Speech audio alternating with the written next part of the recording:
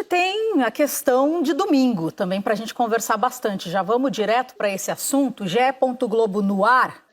Joga aonde, hein?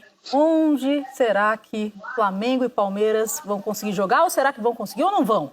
Supercopa está marcada para 11 da manhã de domingo. Só que o TRF, Tribunal Regional Federal, determinou o retorno do lockdown no Distrito Federal. E os eventos esportivos, por causa disso, obviamente, voltam a ficar proibidos. Na programação para os próximos dias, para a gente ter uma ideia, tem 3 grandes jogos marcados para acontecerem no estádio Mané Garrincha. Supercopa do Brasil, nesse domingo, entre Flamengo e Palmeiras. Santos e São Lourenço, na terça, pela Libertadores. Palmeiras e Defensa e Justiça, na quarta, pelo jogo de volta decisivo da Recopa Sul-Americana. Por enquanto, a CBF informou que não vai se manifestar até esse momento. O Flamengo diz que vai manter a programação e confia na reversão da decisão. E o Palmeiras ainda não se manifestou. Quero ouvir agora a opinião de vocês. Começo pelo Rafael Rezende. A gente já falou algumas vezes sobre isso, né, Karine? Inclusive, o quanto a indefinição influencia na preparação das equipes, né? E esse é um péssimo negócio.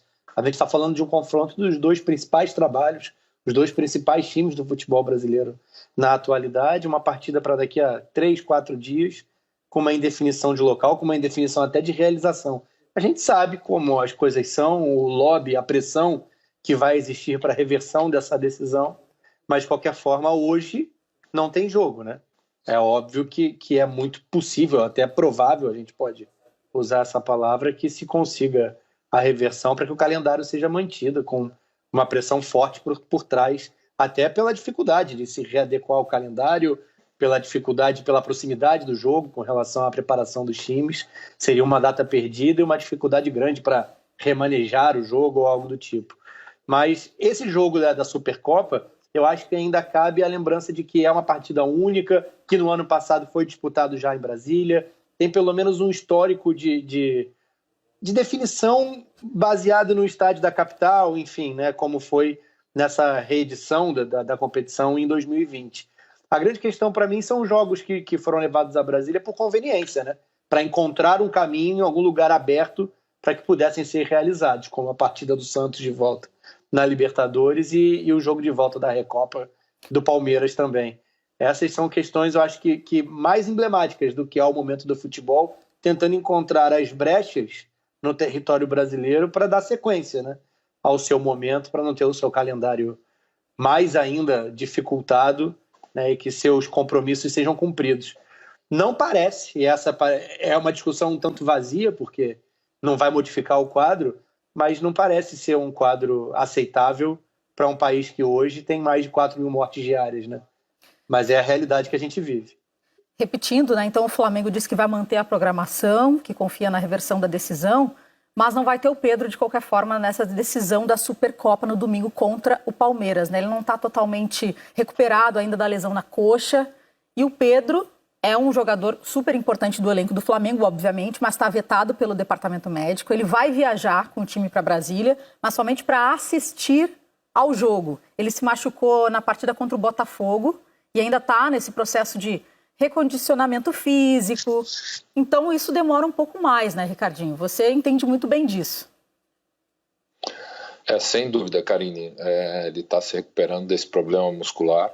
Agora, o Pedro é um jogador muito importante, né, para esse elenco do Flamengo. Acho que é mais um titular aí que o Flamengo tem, né, porque o Pedro mesmo entrando sempre nas partidas, faz os seus gols, é artilheiro e é um, vamos colocar assim, um reserva de luxo, né, que o Flamengo tem, apesar de ser considerado titular, porque o ataque do Flamengo tem muita qualidade, né, e talvez nesse momento não tenha espaço para ele, para iniciar o jogo, né? Até porque tem o quarteto que desde 19 se destaca no ataque do Flamengo, mas o retorno dele, como você bem colocou, acho que não para essa partida, né? Se é que essa partida vai acontecer hoje, com esse decreto, existe essa impossibilidade, né? Mas como o Rafa colocou, talvez com uma reversão isso possa ocorrer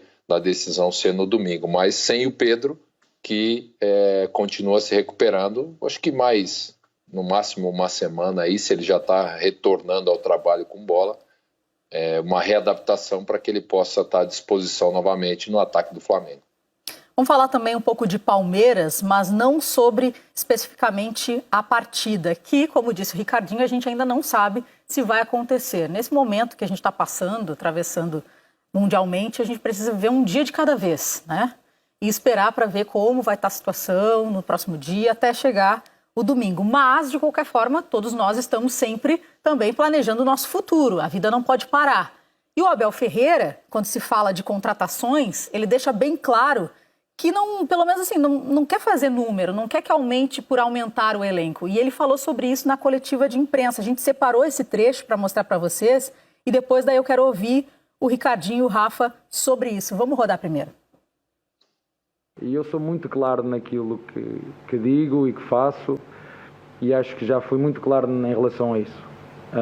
Não vou tocar mais na tecla porque a minha função é olhar para os jogadores que têm à minha frente. Hoje são estes, foram estes que nos ajudaram a ganhar, com o Luís Adriano, sem o Luís Adriano, que é um jogador também que nós contamos e que gostamos, e a equipa dá resposta. E isto é que eu gosto. Agora, sabemos, eu para passar o Rónio para ser uma alternativa na frente, precisamos de um ponta. Eu gostava de ter um ponta esquerdo, já falei mais várias vezes que gostava de ter também um centroavante, mas eu não quero ter só para fazer número. Queremos ter para nos vir dar competitividade aos jogadores que temos. Mas, como disse, é com estes guerreiros que eu conto. Estou muito satisfeito, como disse, juntamos-nos no dia 2 e o nosso foco tem que ser este. Seja onde for, seja contra quem for, seja um dia de férias, de descanso, seja 2, seja meio-dia, nós estamos aqui prontos para o que der e vier. Então, vou passar a bola aqui para o Ricardinho. Ricardinho, ele deixou bem claro que quer, se for para o caso, né, um reforço pontual. Ele chegou a citar centroavante. Como reforçar, na tua opinião, esse Palmeiras? E é necessário? Acho que é necessário, sim, essa característica. Ele já falou várias vezes sobre isso, apesar de, nesse último jogo, no primeiro jogo da decisão, ele ter colocado o Rony como esse atacante, pela característica do Rony de velocidade. O gol do Palmeiras, o primeiro gol sai uma bola assim, um toque, um passe do William, né, na velocidade do Rony, que ganha do zagueiro e faz o primeiro gol do Palmeiras, né? Mas a questão, eu acho que desses clubes, vamos colocar assim, Palmeiras, Flamengo, que tem alternativa de elenco, né? O Palmeiras tem alternativas de elenco. É lógico que precisa de mais um centroavante, talvez mais um atacante, né? Um lateral esquerdo, enfim, mas tem um aspecto financeiro também, Karine, Rafa. Por mais que exista um equilíbrio, e acho que o Palmeiras nesse aspecto financeiro, administrativo, há alguns anos vem sendo um exemplo, mas devido a esse momento que o mundo vive de pandemia, não adianta você contratar, porque o nível de jogadores do Flamengo, do Palmeiras é alto, o elenco tem qualidade, como ele colocou, não adianta você contratar para ser mais um. E para contratar um jogador que venha para vestir a camisa, para ser de repente titular ou disputar a posição com o Luís Adriano, com o William, com esses atacantes, custa, tem preço, é alto, e os clubes nesse momento não têm condições de pagar. Eles estão tentando equacionar a sua parte financeira dentro dessa